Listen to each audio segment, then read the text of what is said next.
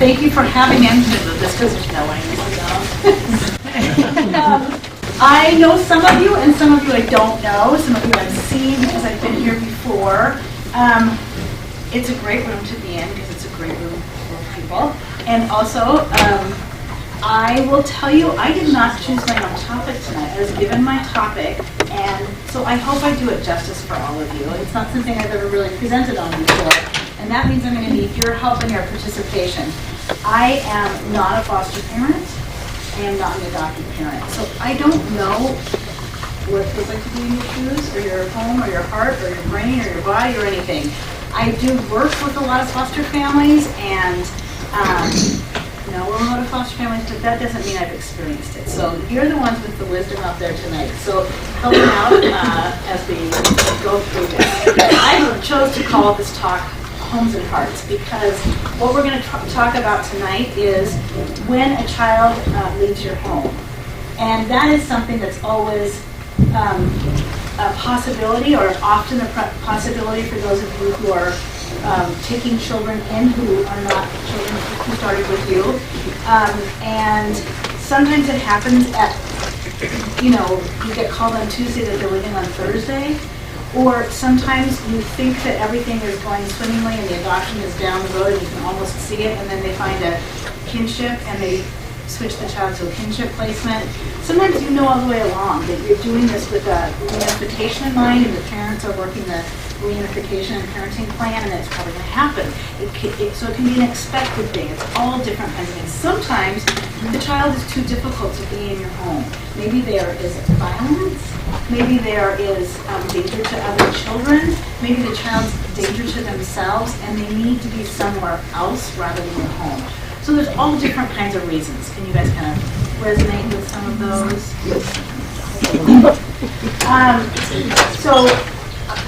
Sometimes when a child leaves our home, they'll never leave our heart. And so the grieving part is a little bit of what we're going to talk about tonight. I wanted to start on something a little more lighthearted, though. Have you guys ever been in a room where they do stand-ups? Probably. Okay, so if you don't mind, anybody who was born in Montana, stand up. Stand up if you're born in Montana. Or raise your hand. Or raise your hand. If you're infested. Or raise your hand if you're not able to stand, that's right. Okay, continue to stand only if you're born in Missoula. Well, we have a few who were born in Missoula. All right, hand for anywhere else, for heaven's sake. Is there anybody that was born outside the United States? Yeah, where were you born? Nice. Oh, welcome to you. Okay, please stand if you have on matching socks.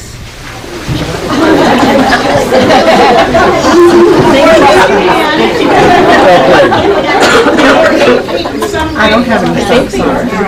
That's pretty good. All right. It's embarrassing if it's just a no, I'm just kidding. Shouldn't say they have to match each other.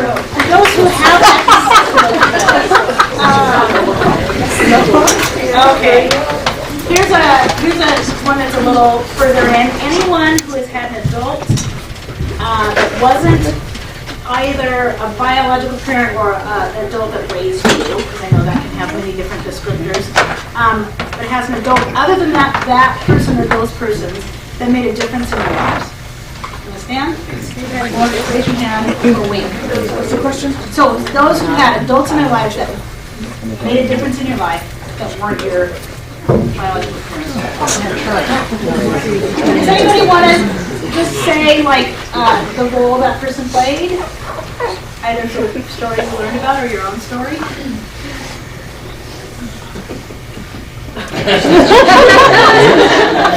Nope, nobody's talking. Teachers. Say it again? Teachers. Teachers. And you are a teacher, but I'm going to add that. Teacher was one of mine also. In fact, I just found out that my 91-year-old PE teacher died when she was my coach. It's kind of amazing how the outpouring, it's lots of contact. Social media, outside of social media. Right? Yeah.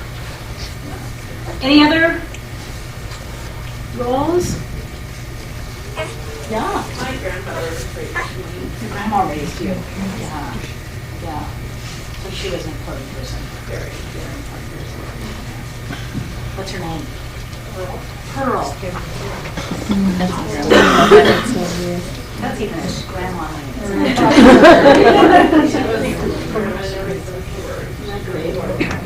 Yeah.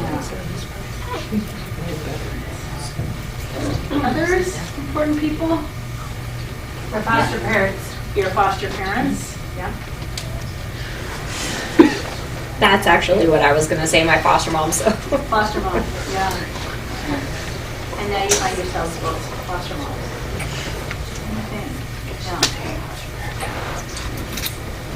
Okay. One of the reasons I ask that question is because usually we have important people throughout our lives that aren't necessarily our immediate family, whatever configuration our immediate family might look like.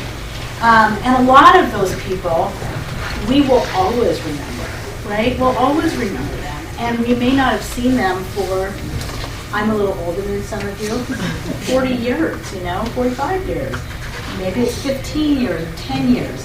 But they have this way of winding themselves into you and around your heart, and they're a piece of who you are, right? So I wanted to sort of begin there because that's what you're doing when you have a child in your home. You're that person. And I know there are even foster placements that are so short. You don't even get them for a school year or a semester or whatever it might be. But you're still a piece of that child when they walk out the door. So you've wrapped yourself somewhere in there. Even if in 20 years they can't remember your name, you're still in there, right? Because you had 11 placements or whatever the story might be for that child. Okay, or maybe they were so tiny that they wouldn't remember you, but somehow their body remembers you. Okay, one more stand up, and I think that this is going to include everyone. I wanted to do one that everyone would stand on, and that is stand if you have loved a child.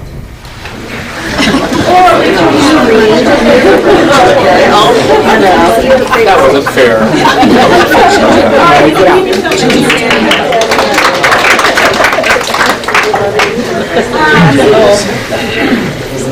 There is in our world a lot of, the word gets out on certain things, like a popular book or a popular theory or whatever it might be. And my guess is a lot of you have heard of the stages of grief. Have you? Mm-hmm. Can we name them? Can we just try to name them? Just throw out what you remember. The woman's name, I think, is Elizabeth Kubler-Ross. That's in the book. Denial is one of them. That's right. Anger. Loss is all right. I got acceptance. That's a funny name.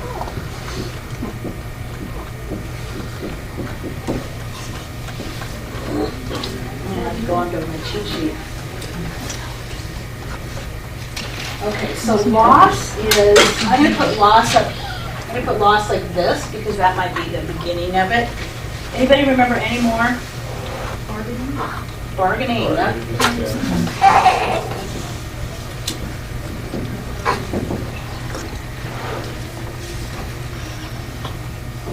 give you a hint.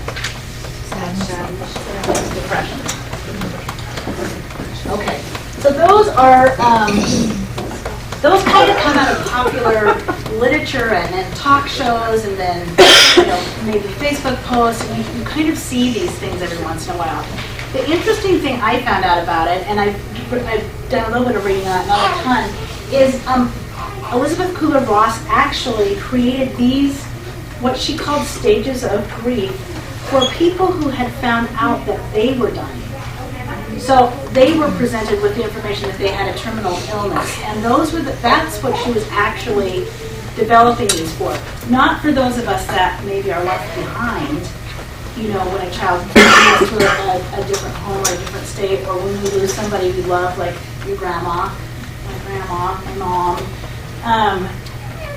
And then also, the thing that happened is they got, because we do things with only this much knowledge, they got put in as if they were a process that you start here, and then you go here, and and then you'll hear, and then you'll hear, and then you're in acceptance. And that's the end of it, right? Because you never think of the people that you love in this again, right? And that makes the author sad too, but also other people have pointed it out, that grief doesn't have one look, and it does not have one like continuous road that we're on. Grief is more like an emotional roller coaster, right? For those of us that have, I think if the other thing, if I had said, has everyone in here lost an important person in their life, I think most people would have stood also. So we understand grief on some level. And if we haven't, if we're lucky enough that we haven't lost someone we're very close to, we've lost something. It might have been, a pet that we were really close to, a best friend that moved when we were in 5th grade, whatever it might be. We've all experienced grief on different levels. Some of us a lot of grief. So when we think about these things, these are an example of things that we might go through or feel, right? But they aren't a definitive list, and they aren't a linear list. Would you guys agree on your own experiences? And feel free, you guys, to disagree with me or to add stories or comments.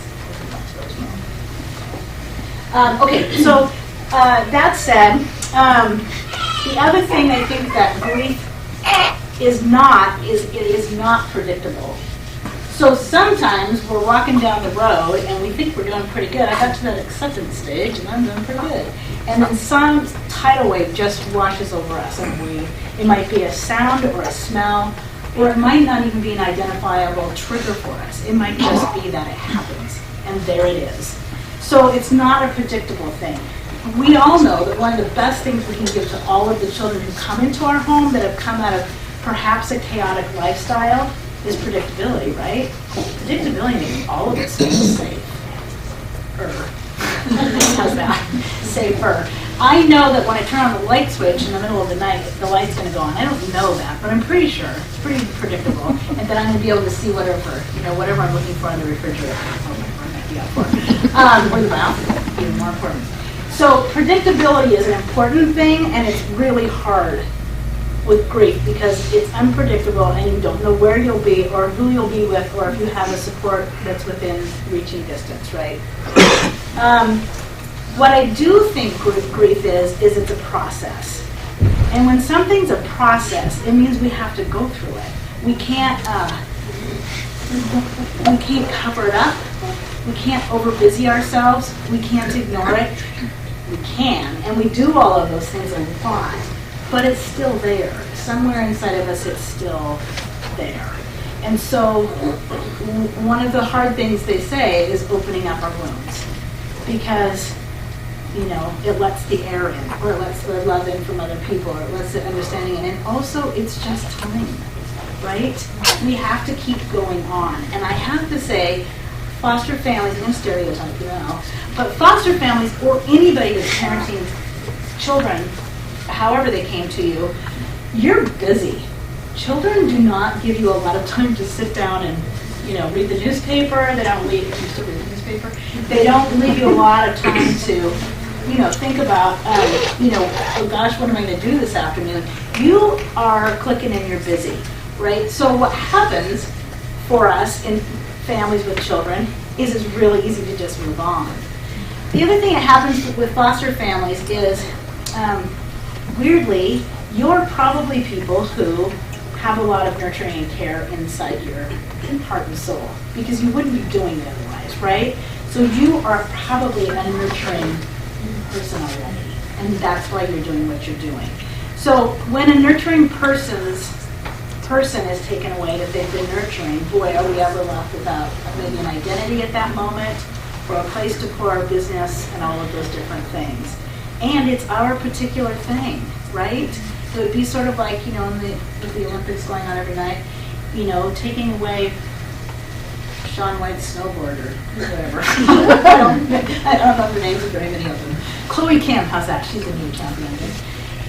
What would Chloe Kim do on a day-by-day basis without a snowboard? Well, all of those people one day get to a point in their life where they have to figure out what to do without a snowboard, right? And have a life without it. So they move through a grief process as well.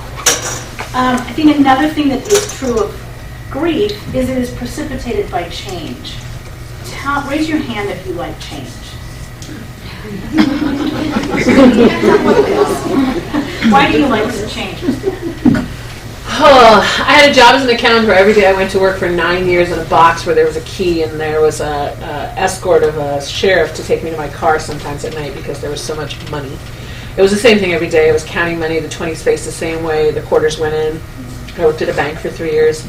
My job now, I go to work, I have no idea what's going to greet me at the door, and I love it. Our kids, we come home, who knows who got kicked out of school today? It's great. I love it. Never. I'm never bored. It's always exciting. Job is. What? Tell people what your job Oh, now you're outing me. I'm head of the counseling department at Hellgate High School.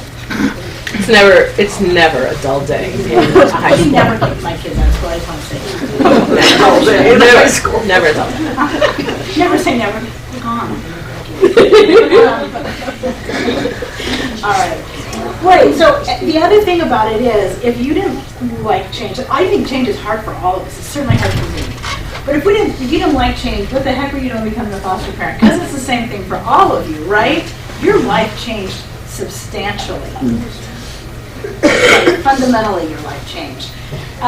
Okay, so now I'm going to do just a little piece that's visual, because are any of the rest of you visual learners? I'm a visual learner. Okay.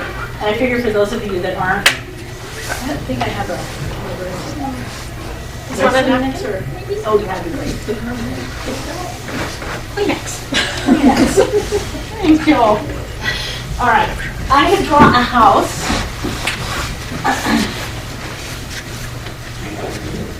That means you're based the homes and parts. They're still there. You can't see them. Okay. So this house, I am actually stealing it from, borrowing it, I should say, from the Rural Institute. I don't know if anyone's familiar with the Rural Institute on campus, but they do a lot of work on disability work, and I used to work there. And this is from a wellness class, so it was called The House of Living Well. But the concept, I think, is really helpful for visualizing. So here's my house, and I am not an artist on purpose. I mean, that's, if I was, I'd do the epitome of the sort of notice. And what the house does is it's divided into rooms. And there's 5 categories. And I realize that a lot of you, if you did a house, you might call the rooms different things. So this is just sort of a generalization of maybe 5 categories that we can sort of group our life into. So we've got 5 rooms. We've got spiritual. And we've got emotional, and we've got physical, and I'm not putting these in any certain room for any, there's no meaning to I'm putting these things. And we have intellectual and social. So one of the things, I'm going to make the rooms exactly the same size, but the rooms are kind of similar. My physical is really big, maybe because it's the Olympics, but that's certainly not because I'm not doing anything physical. Spiritual, emotional, physical, social, and intellectual, those are all kind of pieces of who we are, right? And you could say, oh, all the rooms are the same size, that's a balanced house. But in reality, not for you or you or you, everyone has their own balance, right? We know what makes us feel balanced. A lot of times I think in this world we hear the word self-care, and this is kind of mean, but I kind of hate that word because it feels like doing something in isolation. I like the concept of living a balanced life as best we can. And of course that's always a balancing act, right? So not everyone's rooms, if you guys all had a piece of paper, you could draw your own houses and say, oh no, I'd do this or whatever, and I'd add this descriptor instead of that one, which is good because we're all individuals, we're all different. But when something happens in our life, and just take this as a basic visual, our rooms, let's say they look like this, are going to change. So I have a friend whose dad died, and she was very close to her dad. It would have been sad anyway if she hadn't been close to him, but she was very close to him. And she described her emotional room as overtaking about 2/3 of her house. That's just where she was for a while. she was, in denial, and no, I'm just kidding. She was, but you feel the anger, you feel the denial, you feel all those different kinds of things. But what she said to all of us in this Living Well class was, that's how my house should have looked. I just lost my dad. And so my emotional room should be really big. But what that also means is it's pushing out all of those other pieces for you, right? You are going to feel disoriented. And again, I'm relating to any kind of grief, but when you lose a child from your home, you're going to feel disoriented sometimes. You're going to feel confused. You're going to feel off balance, right? And so what you do, if we can just visualize a process, is you let yourself be in that process. And you do it by figuring out where you can find help. One of the really hard things, too, about being a family, and not all of you are two-parent families, some of you are one-parent families, but if you are in a two-parent family or you're a one-parent family and you have a neighbor who has been really involved in your care of your child or whatever it might be, too, the natural support system even kind of falls apart. Because I'll use myself as an example. For my husband and I, if we lost a child from our home, I would want to go to him for comfort. He's my rock. And that's why his name's Peter. No, I'm just kidding. and vice versa. Who do you go to? You go to that person, and you can go to that person in complete silence, and they will understand your grief on a certain level. But where are they? Did the child just leave their life in their home too? Yeah. So they're grieving also. And so what you're doing is trying to find support. So you're either not depending on that support because you know that person's grieving also, or you're really depending on it and perhaps shutting down their process. They might not have it to give to you at that point, right? So where else can you go for support? Knowing these things ahead of time is really helpful. For those of you that are part of faith communities, that would be a really important place. For those of you that have friends that you feel very safe with, that might be an important place. It might be that you need to go find other foster parents who've gone through this. Hopefully not at the same time you will, because you'll all be in the same. Right? Support and understanding. Are there comments or stories or questions so far? Okay. All right. I'm a little bit jealous of that dessert back there, so I hope there's only enough one. Okay, so I just want to go back to grief. Everybody can hear me? Yeah, okay. The way I see grief, it's not something to get over or through. Let's just get done with this grief. Well, I can't really talk about my mom because she's been dead a long time, but I still probably want to talk about her sometimes. So let's see, who can I talk about? Well, I'll just sort of more generically talk about it so I don't fall apart for you. But when you lose somebody that's important to you and all intertwined in who you are, that grief doesn't end. It changes, right? But it doesn't really ever end. So I like to think about it, and this is, of course, how everyone views things differently. I like to think about it as something we live through. So we live through it and we change. So we can't change our past. We can't change the fact that the child's gone. What we can do is live through it and live forward. Allowing ourselves grief and sadness and depression and disorientation and all of those things. So it's not like I'm moving forward. It's like I'm stumbling forward and sometimes I'm going to slip back, all of that. But when I come out, at some point I will be a changed person.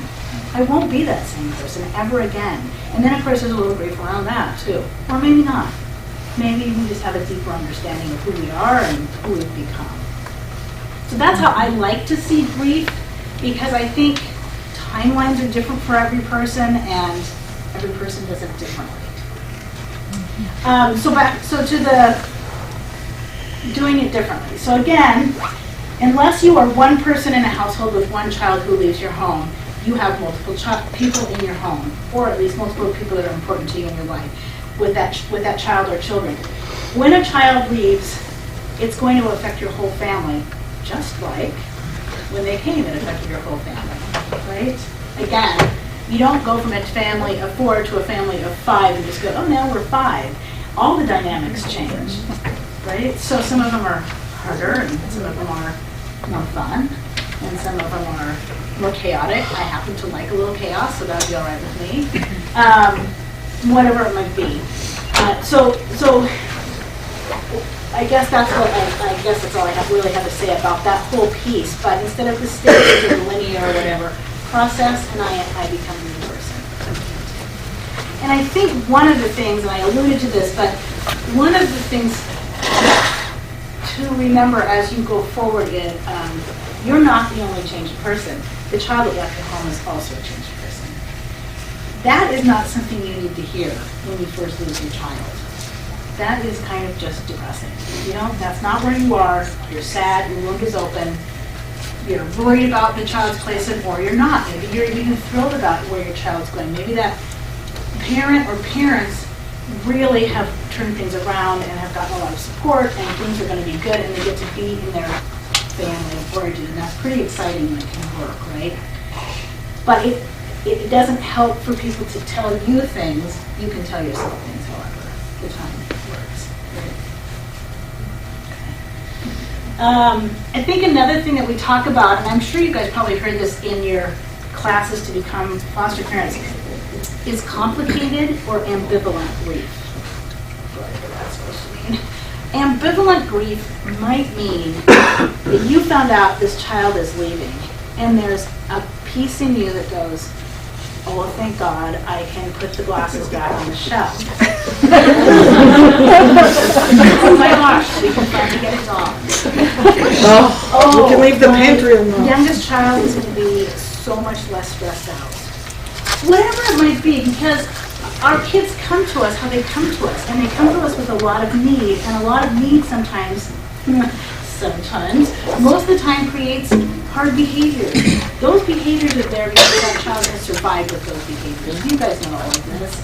But it's complicated because you might be so sad you can hardly stand it, and then you have this terrible guilt for them because there's a little piece of you. You might be a little bit happy that you can plant flowers this year.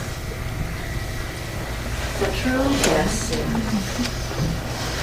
I think the same kind of complicated grief can happen when you lose someone who's older. I mean, we all know that we all die at some point in our lives. We die, and everyone we love does. And when you've been with someone who's suffering and suffering and suffering and suffering and suffering, and they're older, and then they die, you might have some guilt over that too. Maybe you're glad that they're not suffering. Maybe that's the easiest way to put it. But maybe you're also glad that your days aren't filled with their pain. It's really, it's complicated. And for us to pretend like it's not is just not being true to our own suffering. All right, so the day comes where I decide I am cried out, I tapped all my friends' resources, and I'm kind of beginning to feel a little bit of peace. So what do? Or maybe I'm yearning to feel a little bit more peace. Maybe I go back to my great big emotional home and I think, what is that brings me life?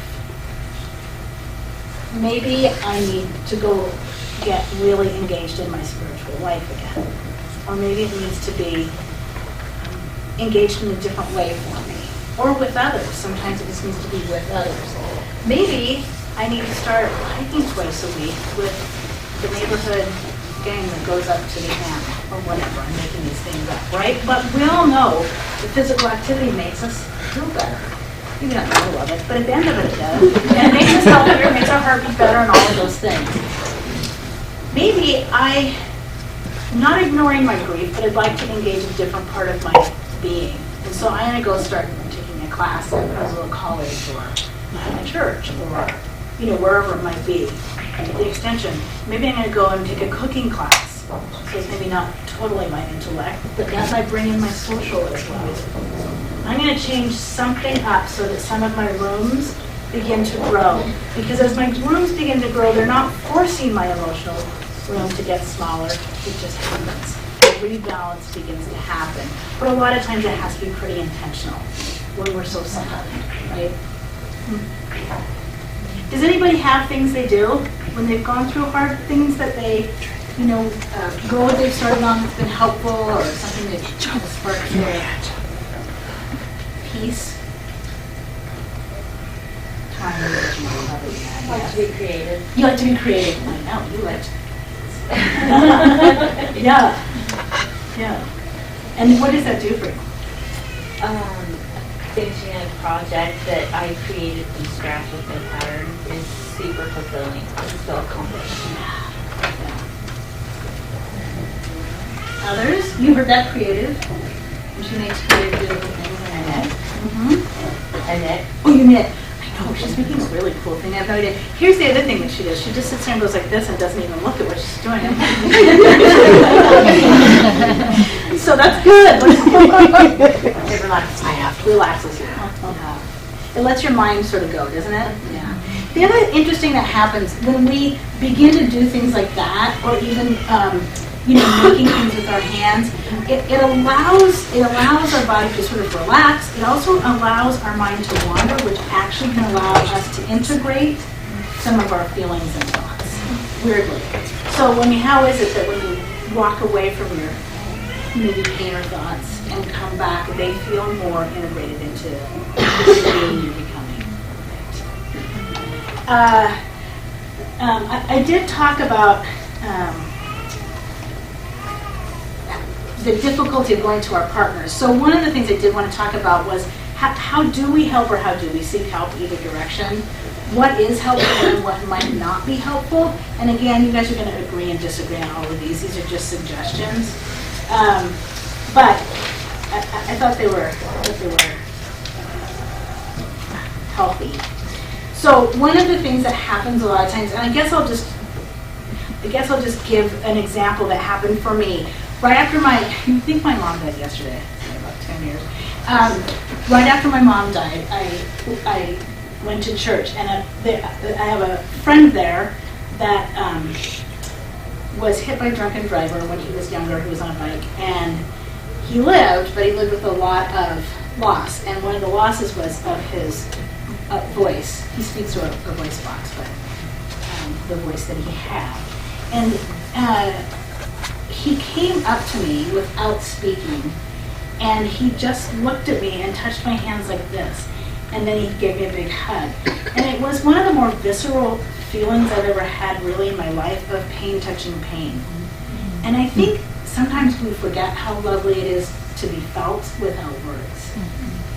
And all of us, have a capacity to do that. We may not have the relationship or feel the relationship to do it, but it's very real. And it was one of the more healing things, I think, for me. Just obviously, I remember it really distinctly. And it was done. That was it. So I think remembering those things.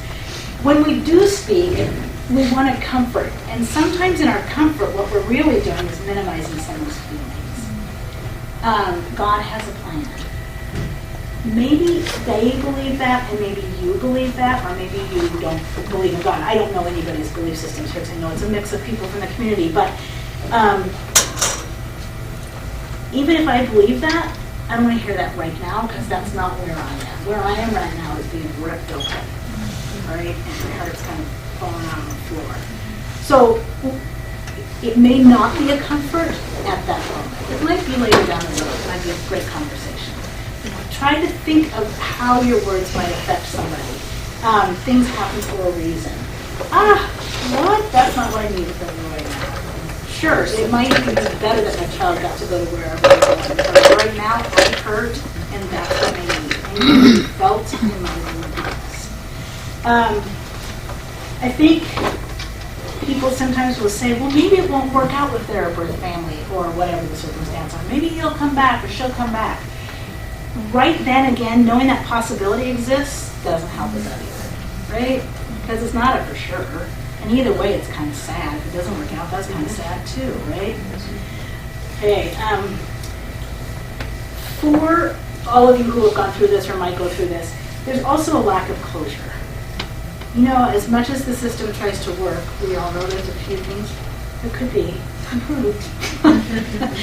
One of them is simply that you have poured your heart and soul into this child, and love this child the best way you can, and now they're gone, and you may not get to contact them. Maybe the biological family says no. Maybe the biological family's in Georgia, you may never get to see or hear from this child again. So there's not a lot of closure. That also really impacts grief. And I guess I'm saying this partly just because knowing those things might help. They might help know with the depth of grief, or why is this lingering for me? Well, you don't have closure, right? Just when like there's a not a runaway child or a child's been kidnapped, the family doesn't know where they are, they don't know where they are, and then, they find out finally, and then, even if the terrible things happen, there is closure. There's not the wondering and all of that, yeah. One of the things that, when I used to do trainings, one of the things that I used to say was, if you have that happen, to gather all of the things that you've acquired or pictures you've had of the child, and to make a box and to write a letter at that moment, how you were feeling, what was going on for you, and to have that closure and to keep the box. We can't tell you how many times people that we have had a piece of their lives intersect with ours over time, bounce back in. We had a woman who we had a child for 3 or 4 months find a picture on her phone that we had sent her while that child was with us, and he was only with us a couple of months, and she made contact with us. And again, it's been years. But again, those cycles, those pieces of kids' stuff that you can hold on to. We had a dad die. And one of the things that we did for the 7 children was receive the ashes. And I told them none of them could have them until they were 30. Because I don't think you have any concept of what life is like in foster care and taking care of your stuff. And so we committed to keep those ashes until the kids were adults. And I have ashes in my every day in my closet there are ashes. So whatever you can keep and hold on to, those kids will find you. And a case in point is when I came in tonight, they had a picture on their cell phone of someone that I used to have in my life as a child. He never lived with us, but we would take him to church every Sunday, and he would spend holidays with us a lot. And it was 7 years of knowing him. So it's pretty delightful that I just got to see him. He's an adult now, and it's been a little bit rough place in there. So yeah. Those are good points in how we take care and how we begin to heal too. I'll go into a tiny bit more, but thank you. That's good. Sometimes I think the other thing we talked about, complicated grief, sometimes our grief is added to because we are so fearful about the placement for the child. How dare the state send that child back to that home where there was blah, blah, blah. I mean, I'm just making this up. But, those feelings are out there and those fears are out there. Even if you're rooting for the parents. Maybe the parents don't have, weren't given a lot of parenting skills by the way they were raised. Maybe there's a lot of substance use complications, whatever it might be. Poverty is crushing for families. So that can add to your grief. And then another one that we need to remember when we say things that we mean well. I'm sure I've said all these things before. But when we mean well, we might say, well, now you have room for another child to run. Like they're replaceable, right? Or like this marker equals this marker. It's one of those things where your intention is so good, but the way it can make us feel.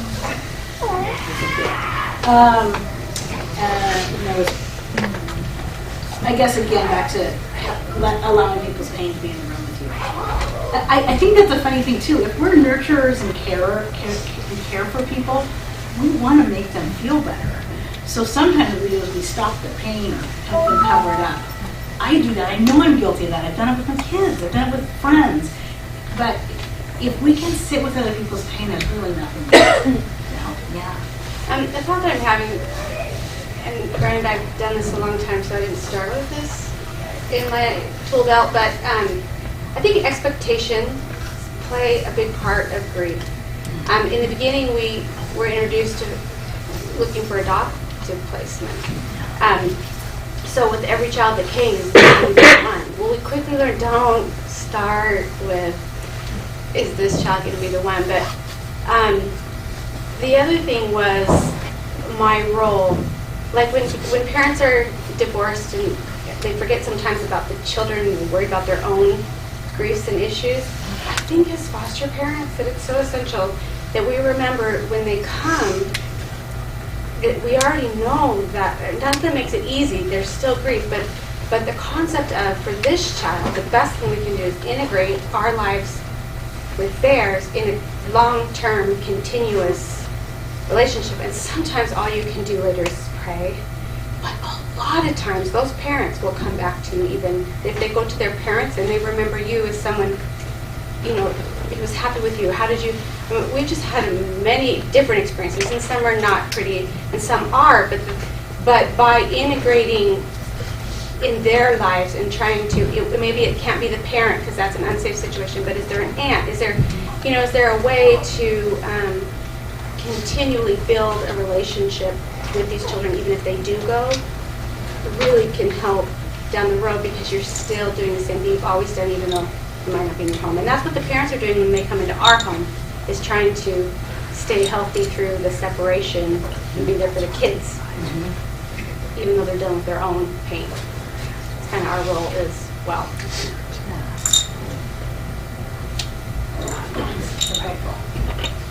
Comments on that, or if others experience similar?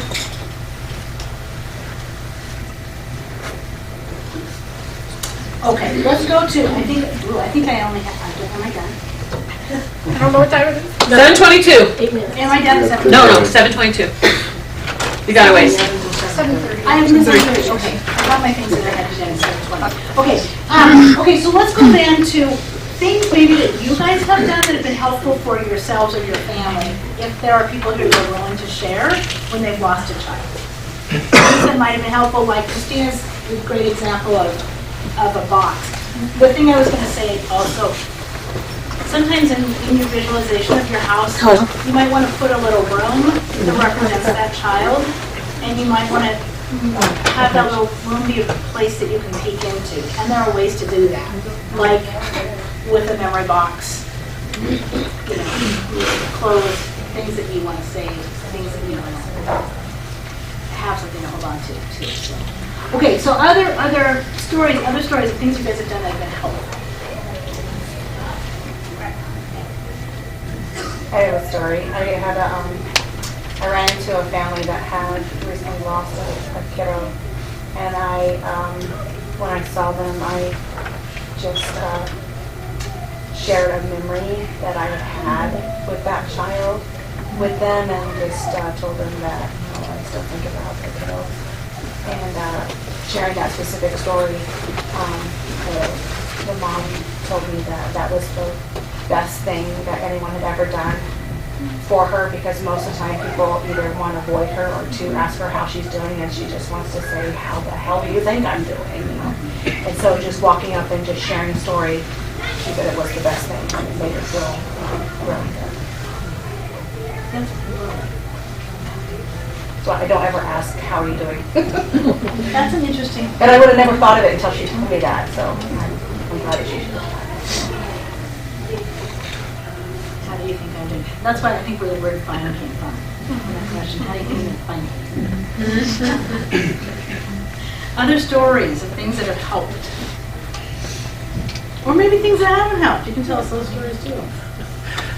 I think one of the things with me was being able to be empathetic for other people that were going through, not sympathetic, but about something, being able to actually get down there with them and know I had gone through this too, and just to be together in that. Yeah. Because it's a hard place for people don't always understand foster care and kids leaving, and in our situation they're like, oh shoot, people you don't have to worry about that anymore, and that's not the case, but having that time to sit with it more and understand that there's other people going through it also. I think having that community of support with others who understand is very special. Do you think the healing goes both directions? Yes. So you might be walking down that road and like be here, and you turn around and see someone back here, and being able to just. Another thing is, I was raised by foster parents as well, and so I've got both aspects of the whole thing. And what really is kind of nice is you're able to understand the child that's coming into your home because you've already been in that role. You were the foster child, and you've been through a lot of hardship and a lot of this and that. So it kind of gives you more of an insight or more of a feel for the child because of what you've been through. My wife says, I would never know what that feels like. Well, no, you don't, because you've never been down that road. road, you know, and it's one of those things. It's a hard thing, but yet you know what that child is going through to a degree because you've already been there. How does that change who you are when they come or when they go? How does it change? It makes me feel better because I'm giving that child, that was giving me a chance, something they gave me a chance as a child. You know, I started out in foster care when I was 7. I aged out. So, you know, there's a lot of things in between that time frame and today. Yeah. Because foster care back then wasn't the greatest. Was not. And today, we have more resources today than they ever did. Yeah. And you've got more things to go to, more things to rely on, more things to help open that book up for that child, which is great. I mean, there is resources out there beyond belief. You have to use them. That's right. That is one of the things I will say. Use all the resources you have out there because that's what's going to help you. I'm sure your direction toward a child when they come into your home is probably something really just. I spend time with the child. Yeah. I get down with the child. I understand what the child was going through. I mean, I play with them. I do, you know, give them that interaction.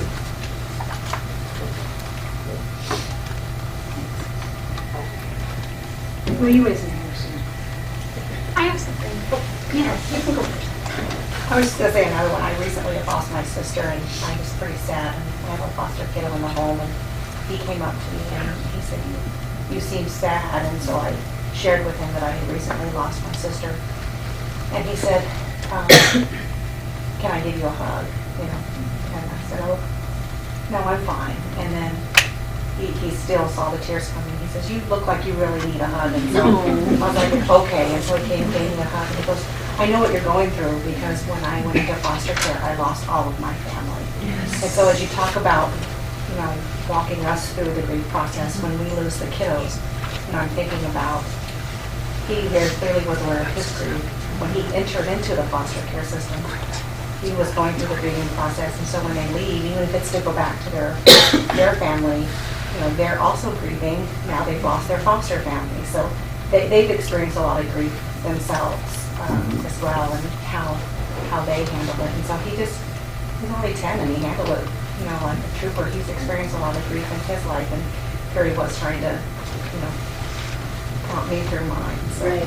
It's nice that you accepted his hug since there's many days when you want him to accept yours. Right. Right? Yeah. There was times when I was like, "You look like you need a hug," and he was like, "No, I'm fine." You know? Yeah, it was the teachers and amongst them, right? Yeah. And I think there's a lot of mixed emotion and different and complicated grief when we adopt our children. So we sort of picked and choose how and who we told when our final adoption day came. One of the things is my child is a junior at my school, and so we did it pretty much on the down low, and we didn't tell a whole lot of people.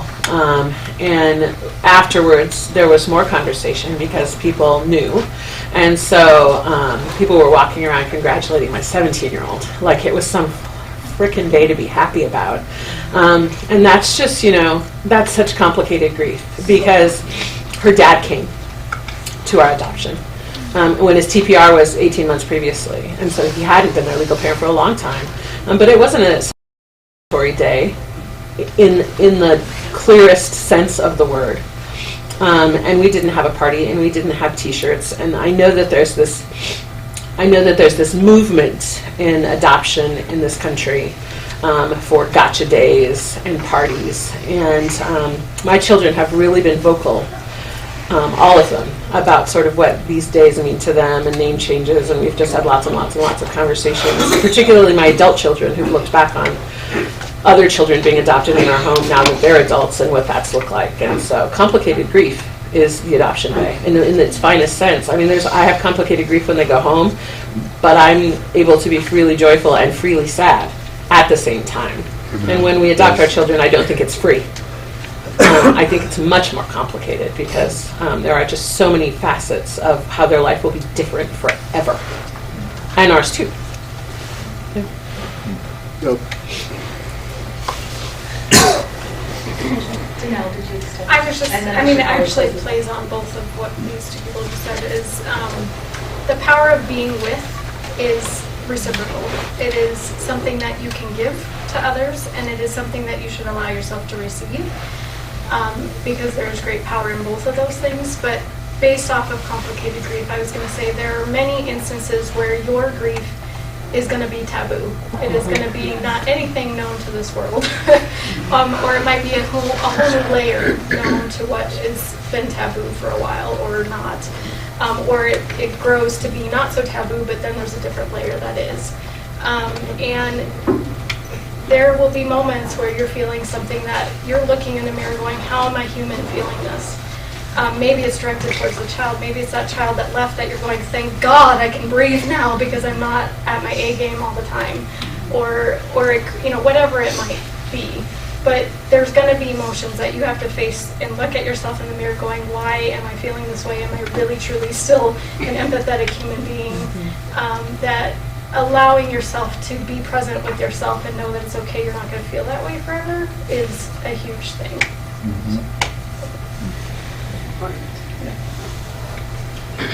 Well, okay, so I guess I would just draw one more thing on here, and that is just as a reminder that you guys have opened your homes in an unbelievable way, and your hearts in an unbelievable way, and it's not going to be easy, and there are going to be hard and painful days and weeks and months and maybe even years sometimes, but you have the people around you that love you, and use them, and treat yourself well.